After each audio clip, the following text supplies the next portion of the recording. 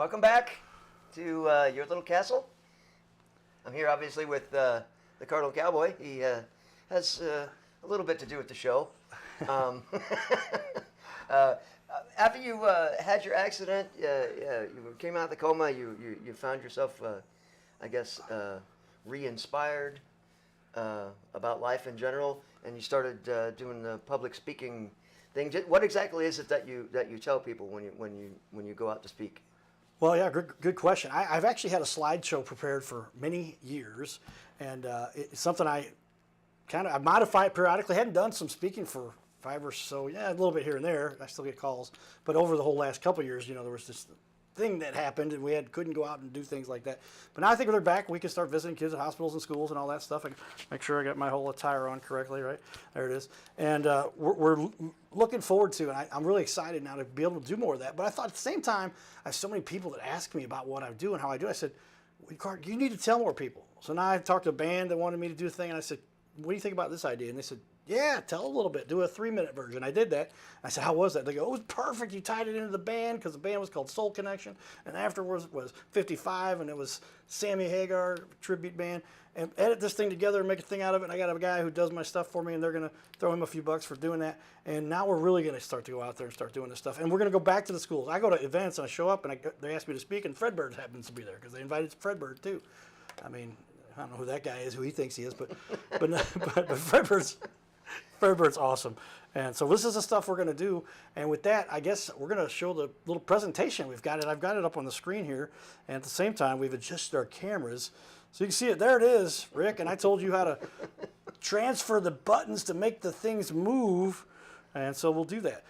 So a lot of you see the Cardinal Cowboy around the community. This is back when I used to wear a Cardinals jersey. Now I've got the Cardinal Cowboy jersey. But that's my buddy Fredbird. I can tell you who that is, but I would get in trouble. And so I don't tell you, but I went to college with him actually too. There's lots of fun things to go in that area. So we're going to get into that more. I hit the wrong button, but I'll go press back and go to that screen again. So you hit the button was I was waiting for. There we go. And slide to the next slide.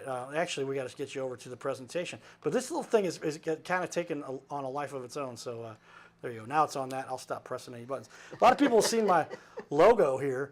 This came from an old roommate of mine in college, Steve Aslan, one of the best graphic artists at SLU, according to what he said. Carter, this is what they told me. And I said, wow. And then years later, I helped him with some computer stuff, which is generally what I end up doing.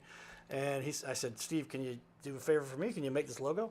So that's about a $2,000 logo that we traded services for. It worked out because back as a sophomore out of college, or 2 years out of college, I should say.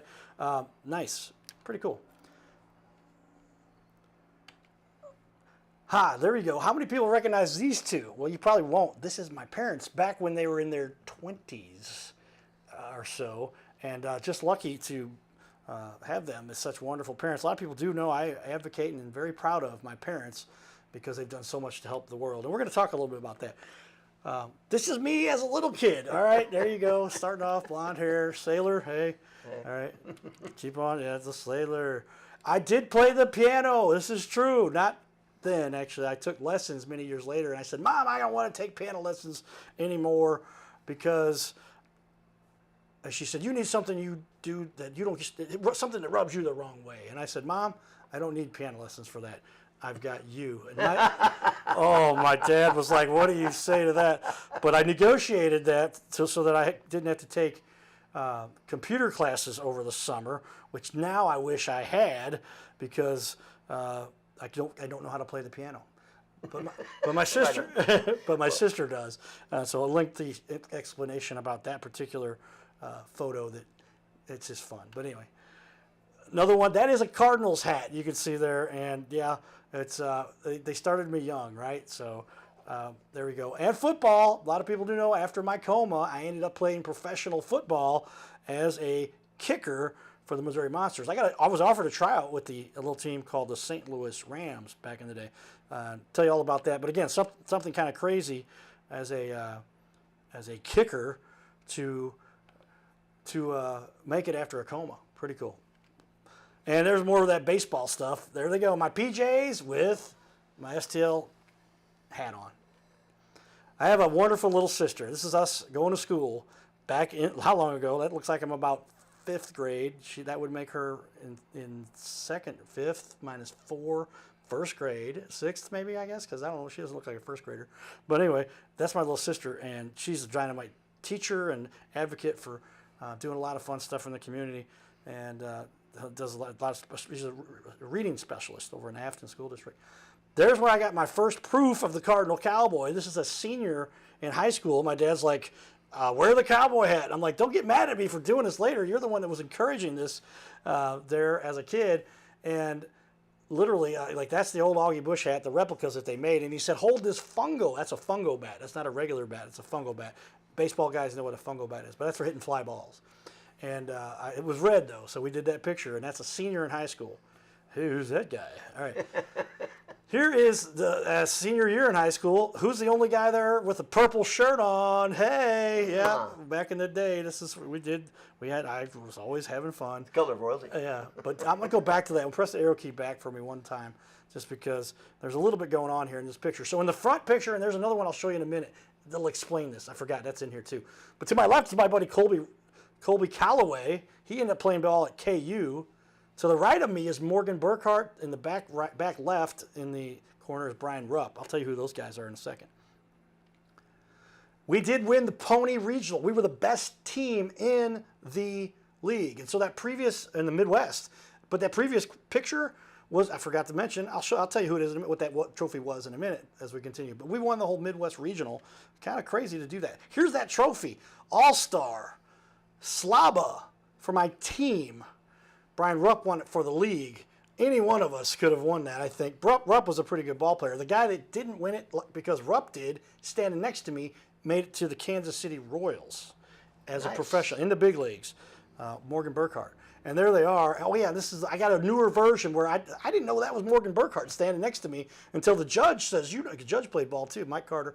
He said, they're just standing next to you? That's Morgan Burkhart. I'm like, that's why my dad kept saying Morgan Burkhart. I'm like, who's Morgan Burkhart? He wasn't on my team. You're not on my team. We don't get along. But as a kid, right, you're like very competitive. Very competitive. Very much the way it is that you have to be so driven to win. There's my senior picture. Hey. But that was that's me back as a senior in high school at Lutheran South, we say.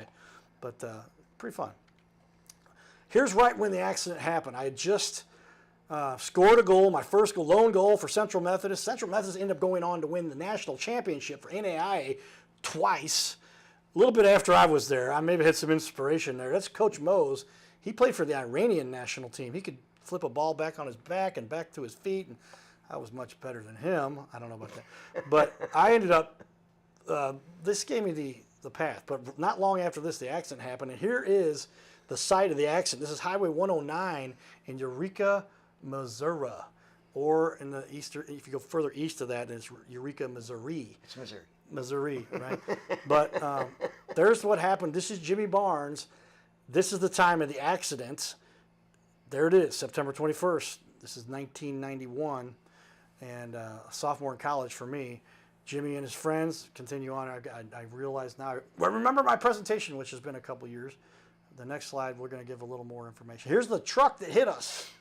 The drunk driver that hit us, and that was no fun. But there it is. Here's the same truck, and that truck obviously caused some damage, and you can see that that's what was remaining and left with the truck. But as you can imagine, here we are now, and there's the car that he hit. This is the car. I was in the back seat. Jimmy Barnes, that picture of a previous slide. We'll tell you what happened there, but share a couple. Now these pictures get a little, what do they say? Adult viewing only, not to, graphic. Graphic. And so take a look here for what these images look like. But there's the front of the car, and then here's where you're getting to the other side of the car, and then ultimately we end up where here is the back of the car, or the inside of the car. And when you have an accident that looks like that, that's when you've had something not so good happen. But they pulled us out of that. Jimmy, well, I'll continue with the slides. I'll tell you what happens here. But go ahead to the next one. I can't. You can't because you stole my focus. I stole your. You stole the focus. I stole your control. Literally. But there it is. And so, yeah, Jimmy there, as you can see now, he literally, go back one, sorry. That's not a duplicate. If you see what I've highlighted over here, I underline, Jimmy was killed, they said. And it was true. I mean, I like to say Jimmy's not here with us anymore. Jimmy didn't make it, but that's what they printed. Anyway, Jimmy is up there. I'll see him again someday. I believe that. And so that's kind of what happens. But, hey, man, God left me here because I've got work to do. They talk about the accident here. It was written up in some articles and different papers. And then they sent us a letter. The gentleman was sentenced. And you can see what happens when they do. You go through this process. And then another article, man, gets 5 years in fatal car crash. And the Department of Corrections let us know that he was denied release because the guy had 5 DWIs before. Oh. Yeah. Wow. So naturally. 5. Yeah. So there was still on the road and still not learned his lesson. Yes. Well said. And it's interesting because boy, it's like you can't even get 3 or 4 these days, and you go to jail. Thank goodness. Yeah. Thank goodness. Number 3 rhymes with felony. But yeah, I mean, literally, how can you?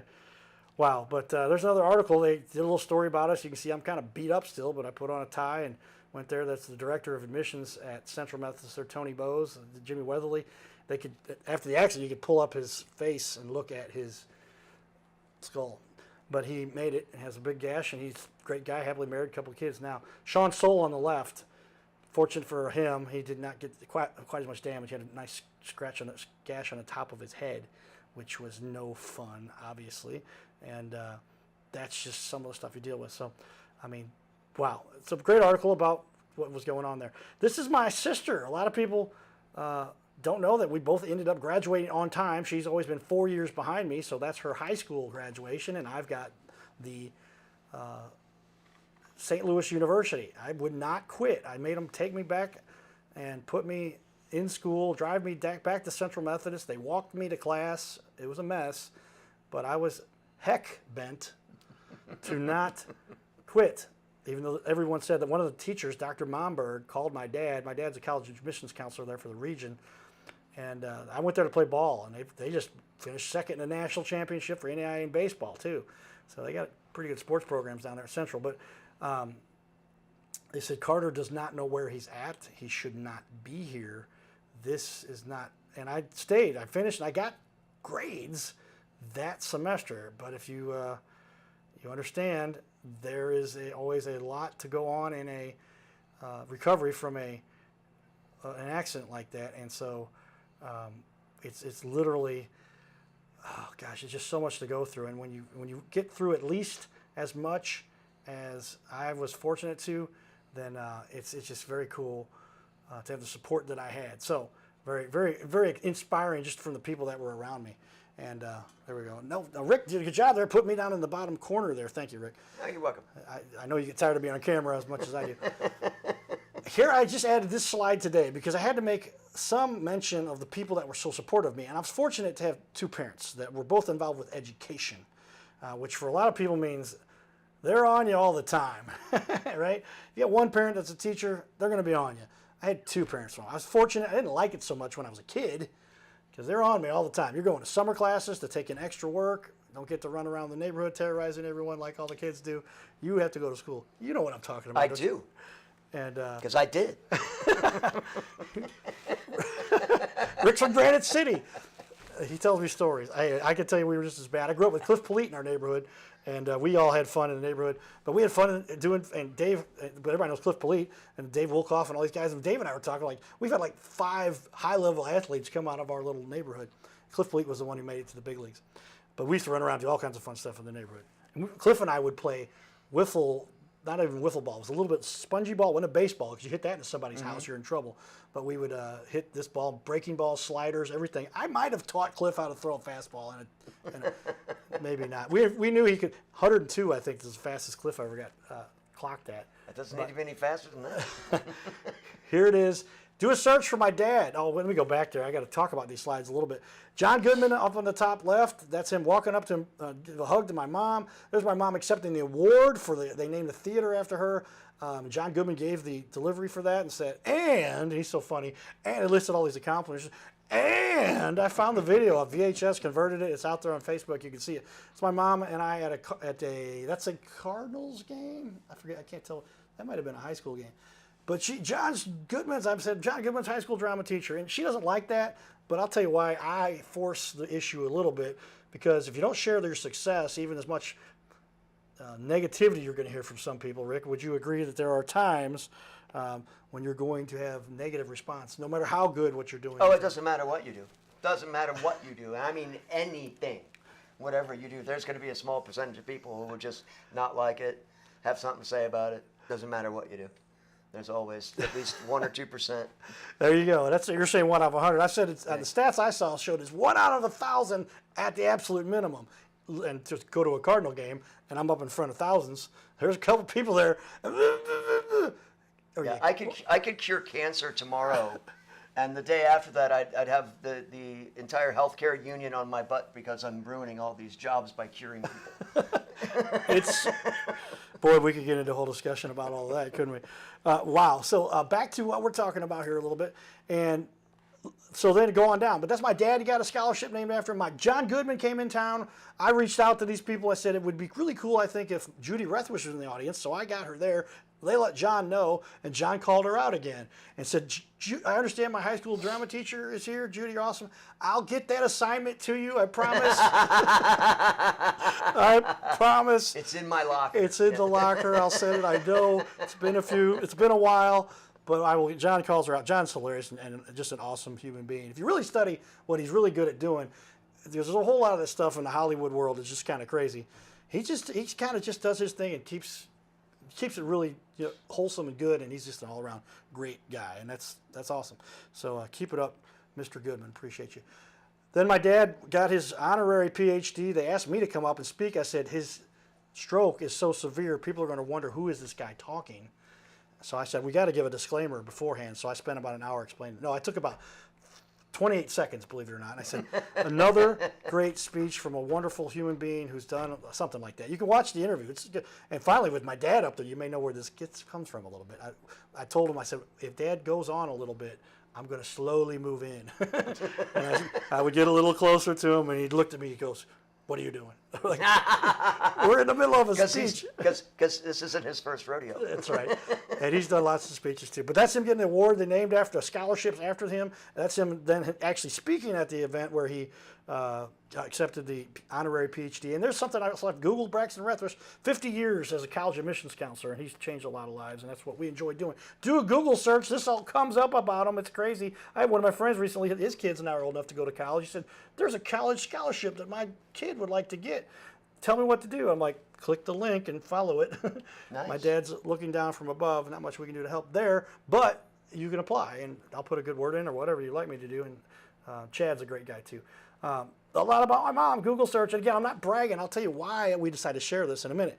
That's my dad giving a speak about, this is a speech for the Mokers, which is a fraternity. They asked him to come back and give the keynote, like the 50th anniversary or 65th anniversary. And it was interesting because this speech might have had as much to do with influencing me to continue. I'd already started doing this. I was in my 40s or so when this happened. And so now how old the Cardinal Cowboy really is.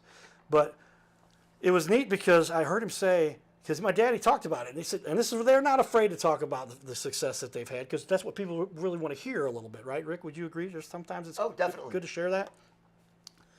And he said, you got to get out there, and somebody asked him if he would run for vice president of the National Association of College Admissions Counselors, which is the NACAC. I've helped my dad with a number of events. And he said, you got to go out there, you got to unturn every stone. You got to give everything. And he was coming from a little bitty college in the middle of Missouri. And the other guy that was running for it was a big town guy in New York or LA. And all of a sudden, this guy from a little small town in the middle of Missouri won the election to be the vice president for, he says, that's how you have to go at life. Great lesson there. And you can watch that little speech. It's short. It's on YouTube. I put it out there. I'm hiding the fact that I'm recording it because nobody asked me to. But I'm like, we're not missing this. And I'm like, they didn't care because after they saw it, they're like, well, we should have had a camera guy there. I'm like, maybe because it's a private fraternity event. They didn't care because they know that. Or maybe they're going to call me now and say, take that down. Probably not. Probably not. But if it were somehow, negative or degrading or something. It was not favorable, but I mean, there's nothing Yeah, and it's bad about it. yeah. The secretive things they talked about Yeah. were not recorded, so we're good, right? It was a tribute to the history of the fraternity that does a lot of good. So that's pretty cool. But that's one of the things my dad, before he was called up to the big guy, did. And then I did a little search here, and I did a search for Carter Rutherford hit by a drunk driver, and publications, and this goes down a few pages about stuff, but I'm like, we're not all into this so much, but look up in the stands, it's the Cardinal Cowboy, a drunk driver. Channel 2 did another thing about me recently, and then I've got a little bit about my website, and just continue. You want to see all that stuff, Google yourself, knock yourself out. Don't waste too much time. But now we get back into the reason why this Cardinal stuff goes on, and there's my buddy Fred Bird again. So we go out and do community stuff. Do this, everybody. This helps you. I just had a little discussion with somebody, I won't name, and I said, if you want to be happy and you're depressed, go out and help someone and see what. Rick, is that a good strategy for life? Is that something that might be a good way to get yourself out of a funk? Always. Number one, it takes your own mind off of your own worries if you're working with somebody else's problems and not your own. Yes. And two, you're gonna benefit somebody that you feel good about. You would hope. Makes you feel good about yourself. You want to feel good about yourself, it's a positive thing. It starts the whole neurotransmitters going in that direction. Dopamine. And then you're doing the right thing, and your body reprograms itself. There's studies on this, guys. I'm not the first person to say this. My dad taught me this when I came through my coma, which is a long time ago. But now Dr. Dispenza talks about it. And another guy that just was a millionaire, his dad was a cab driver, and he says, now that I've made a lot of money, and I figured it out. And I had some mentors that met with him and said, you don't have to, the teachers are saying similar things. Hey, just be good and work hard. But some of those teachers, just like they got to do what they got to do to help everybody and not rattle the apple cart. But he got a mentor that said to him and said, hey, no, you can do anything. Here's how you do it. And you can outwork and outsmart and outperform the guys that are smarter than you, that are more talented than you and all that stuff. So that's what we're talking about here, everybody. And it pays forward. It pays forward. Look at me. You think I'm the most talented, best-looking guy? Okay, a little bit of that. And sometimes it just makes somebody's entire day. It does. Because in this world, it is a rare thing when somebody's just nice to you. So just doing anything positive nice creates for positive someone is immediately going to shock someone. If you're going to do negative, you're going to get negative. You get a negative response just by bringing a negative And I'm energy. pretty sure every major religion on the planet has a version of that same concept, whether it's you're reaping what you sow, or karma, or it goes around, comes around, however you want to put it. That concept is real. It works. It's almost basic and it logic. will benefit or not benefit you. Basic logic 101. Do what's right, and things will go your way. There we go. All right. So there's the Mayor Slay back in the day. We're at the event there. Get out there. Go do it. Got put on the thing here getting started when the Cardinals won the World Series 2006. They're taking a picture of my beautiful replica of the World Series trophy. The first versions I had were not so amazing, but that's what we had there, and they look awesome for what we're trying to accomplish there. But as we continue on, It's the video realm. Nothing is what it seems. there's some people that argue that. That's why we're trying to bring you some truth. And I tell you, you get into the situation where you don't know what to believe and who can tell you whatever. I'm just like, people don't like what I say sometimes, but I'm like, I'm just going to tell you the way it is. The truth is often unpleasant. And you need to hear this truth. People don't like unpleasant, whether it's beneficial or not. You need to get. You also have to be prepared that they're not ready to hear what you have to say too. So that's another thing to consider when you do that. I struggle with that one sometimes, but I'm like, you got to repeat and rinse. You got to, sow and reap. You got to plant that seed. Yes. Not all of it's going to land in fertile ground and grow. True that. And so that's what we're talking about. Well, it's just more of the same. That's what we're talking about. So here we are. Carlos Morello and I started a little podcast back in the day, and it was a live thing, whatever we did. It was audio, I think. And that just went for a little bit, but we went around town and got to do some fun stuff. And that's the opening of Club 15, Jim Edmonds' place back in the day. I don't know if they're still going or not. Run DMC was at that studio. DMC got to hang out with the Cardinal Cowboy. Nice. Yeah. It made his whole day. Sure. He probably went home and told all of his friends and family. I pulled out my phone and I said, I got to show you something here, DMC. That was his name, Daryl McDaniels. I had to look that up before I went in there. I just knew it was DMC. I'm like, oh yeah, I'll come down and do that interview. Let me do some research. DMC, Daryl McDaniels. Run, Rev, run DMC. So I said, DMC, because that's his name.